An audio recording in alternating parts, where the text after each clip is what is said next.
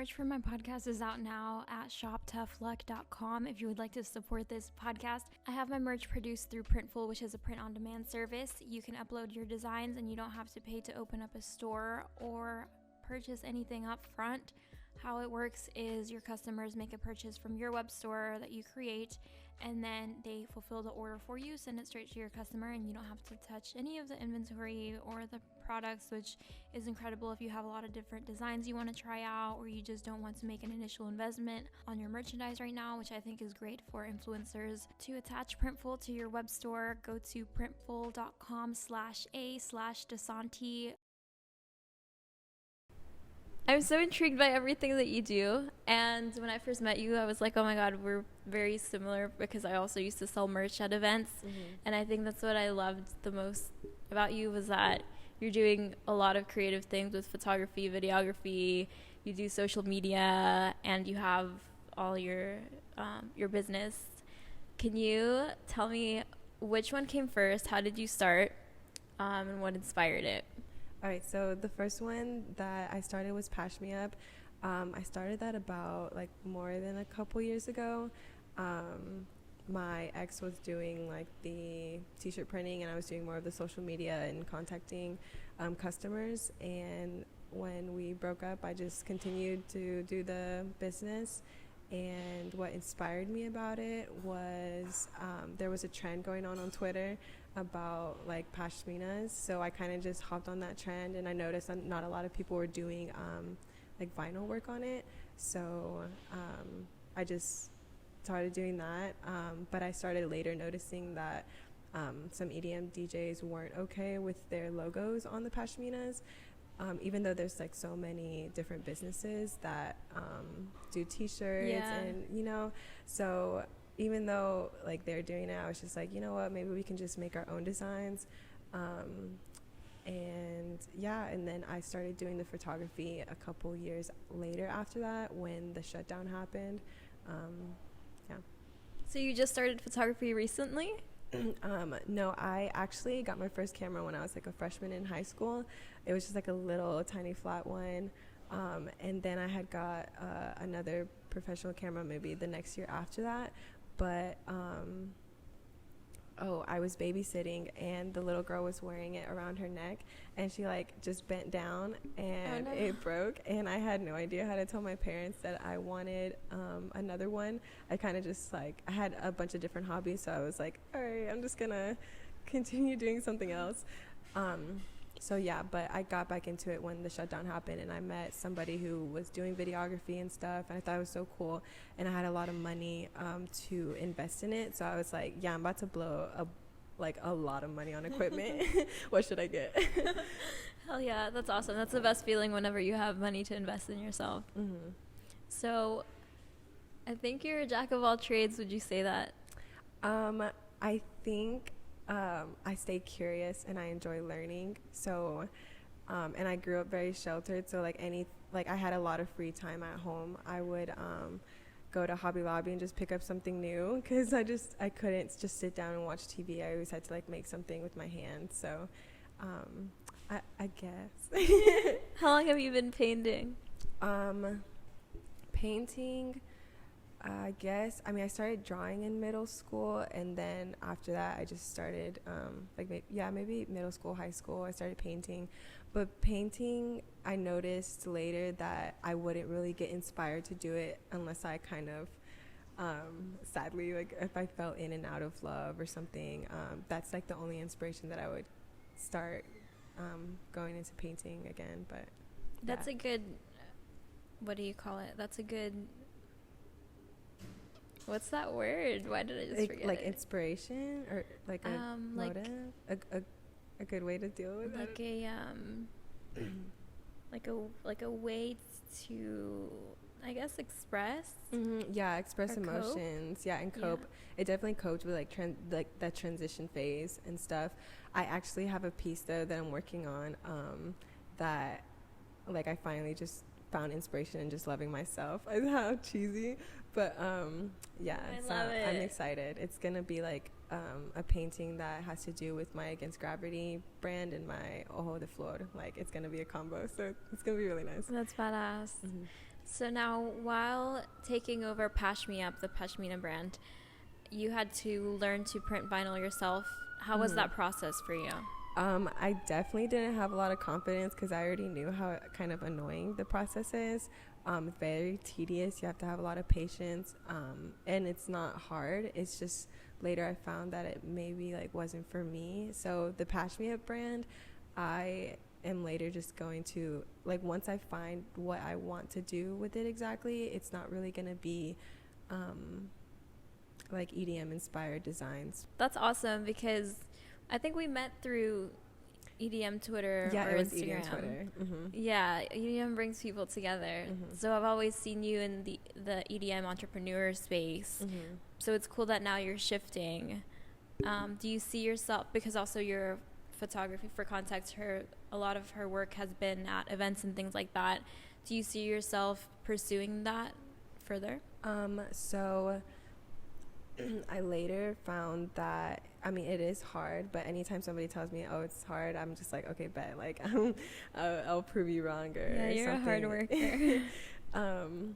But I've noticed if the opportunity does come up, it would have to be with like a DJ that I, respect, and they have like that we just kind of like, that relationship is not like, I don't know, things would just have to align, with their morals, things like that, so I wouldn't really accept like something like a world photographer position. It would be really cool to do it for a female, like that'd be really cool, but I'm ready for like the next chapter of my life to start soon, so I'm gonna just keep doing what I'm doing, and so would you say you're phasing out of that? No, I'm still like gonna keep like working and pursuing it, because I was already going to these shows, so might as well get my photos in, and like basically build my resume. But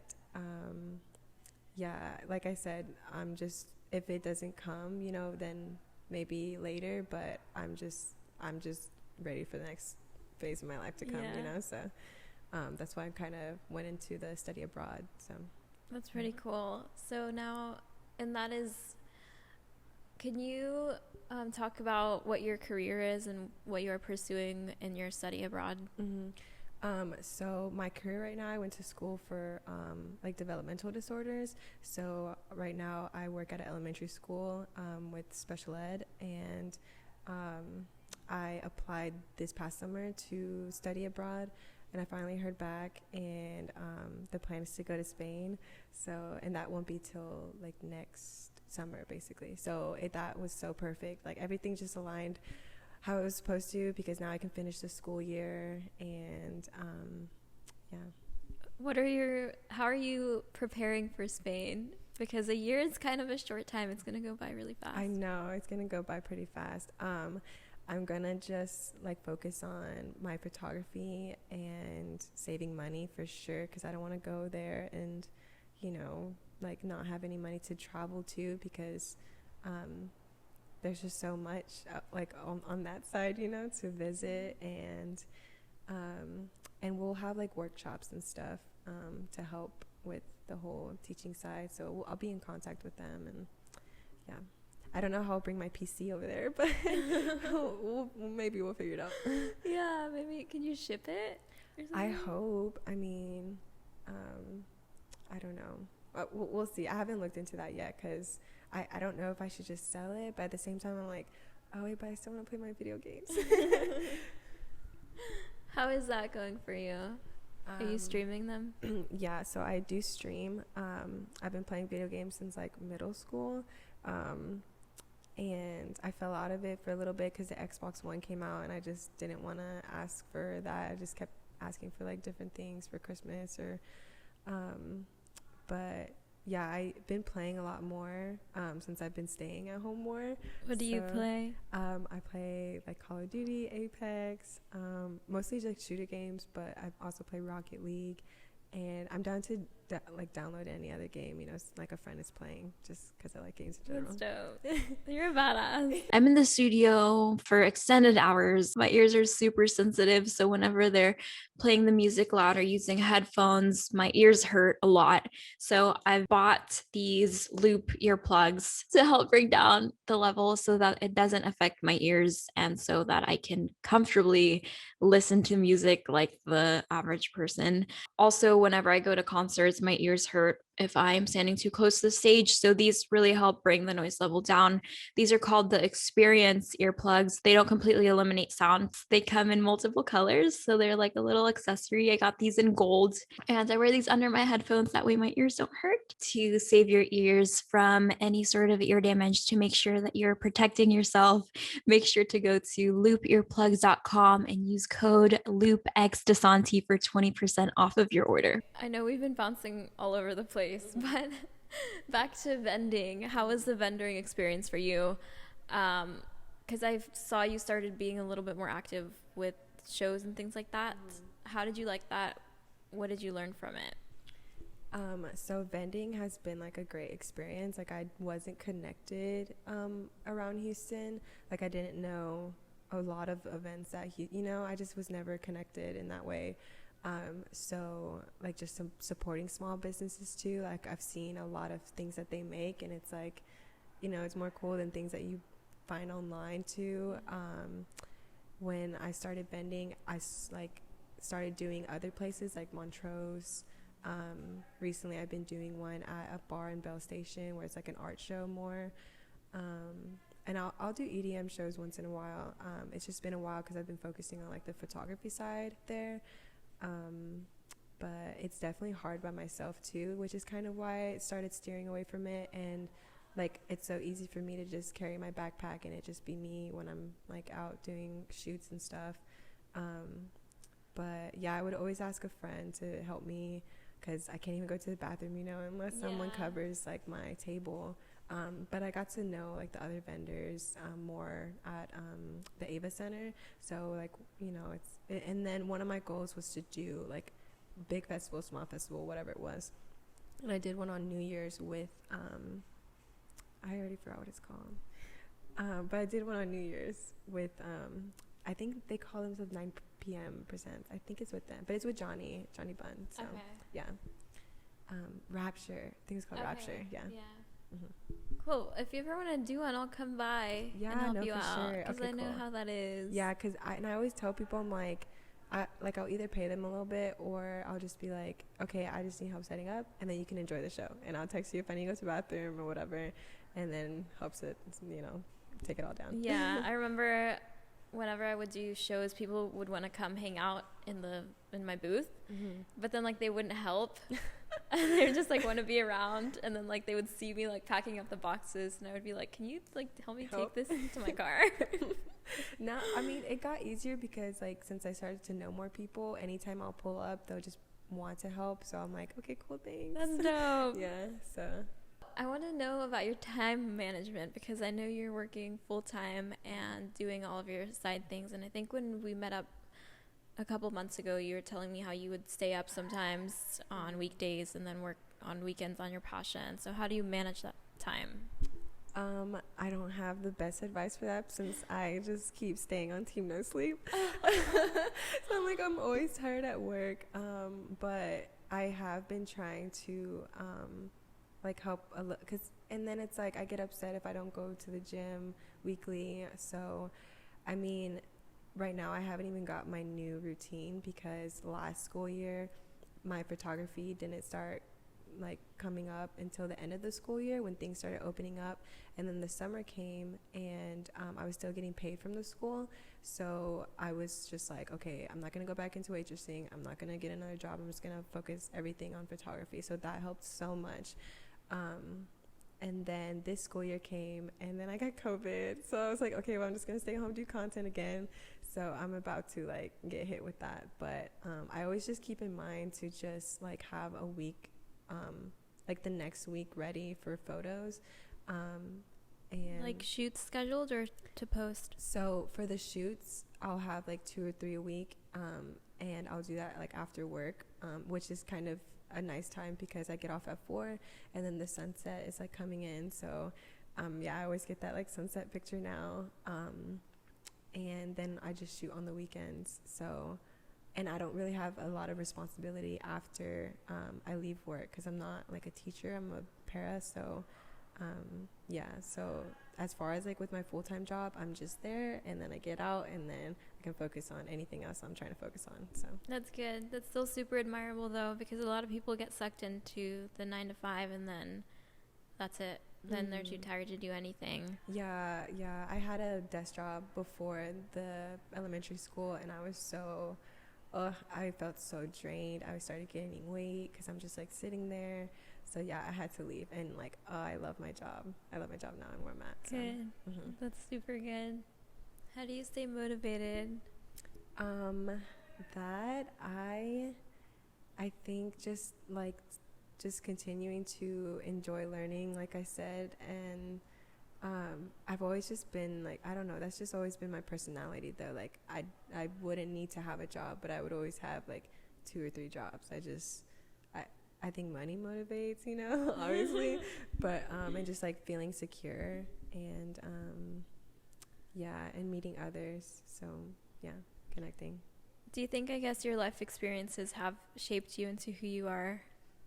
For sure. Yeah, I like everything that I've learned so far with like all my passions and side things, like it's helped me connect to people like in a different way also. And yeah, and especially people I meet like you. I mean, I've been following you for a while, so just like learning how to be myself. And I told you that before, but it's true. I'm like, yeah, like, oh, this girl's cool, she's just doing her thing, like, and the whole entrepreneur side, I think that actually kind of gave me some motivation to like not go into teaching, like even though teaching, like I would be making a lot more money than I am now, but just continuing to like do my passion.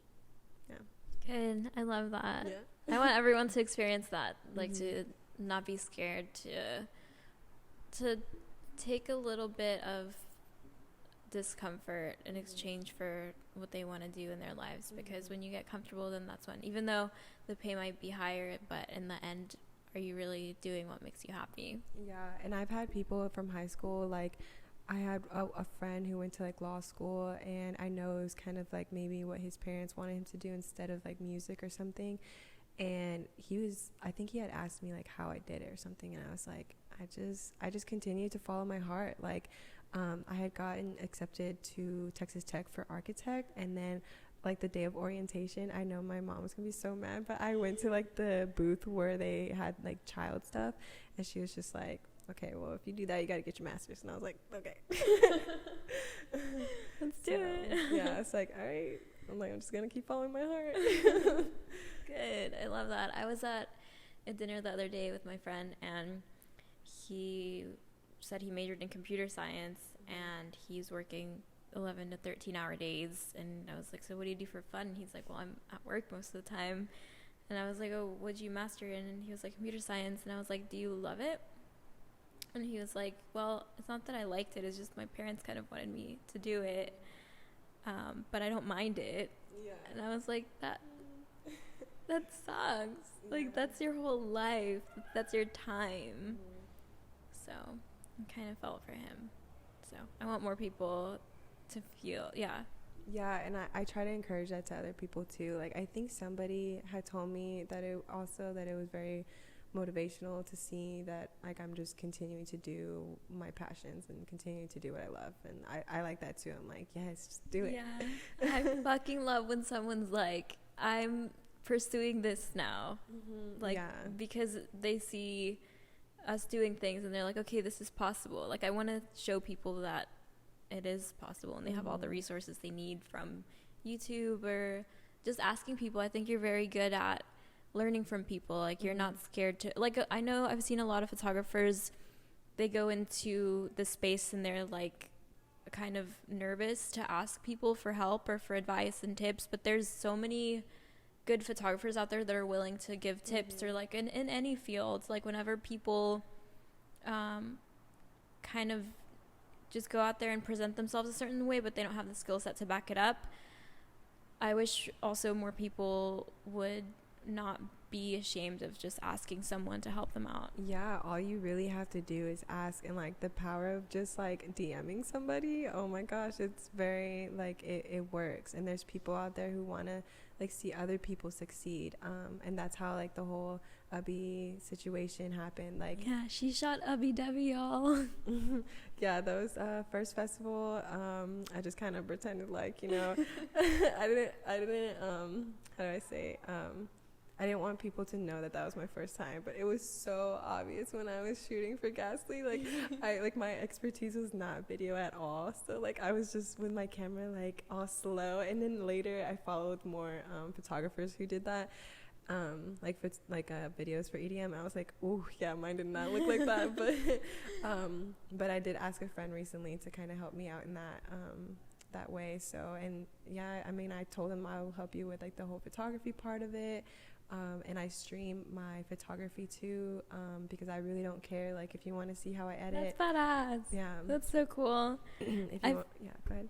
I guess I could stream like when I do vlog editing. Yeah, I mean, people like, so on Twitch also, so you can make income if you get affiliated, which isn't really that hard, especially as a girl. If you get like money through people watching the like just on YouTube, what is it called? The ads. People can donate, and people can subscribe. And if they have Amazon Prime, they can subscribe to you for free. So that's like monthly, just like it's little, and it's like you won't really make a lot of money unless you have a lot of, you know, like you continue it. But I mean, everything, you know, keeps growing if you keep working on it. So we're gonna start streaming for the music team that I'm a part of. I think we're gonna do like entertainment based shows, so that'll be interesting. And I used to stream with Bigo Live, but nobody like wanted to watch me edit, because it was more like for like they were there to like watch me like dance, and like that's how they would throw gifts. So like whenever I would edit, no one would throw gifts, which is like how you would make money. Yeah, I mean you could try, because there's other people who, as long as you kind of market it a certain way, maybe.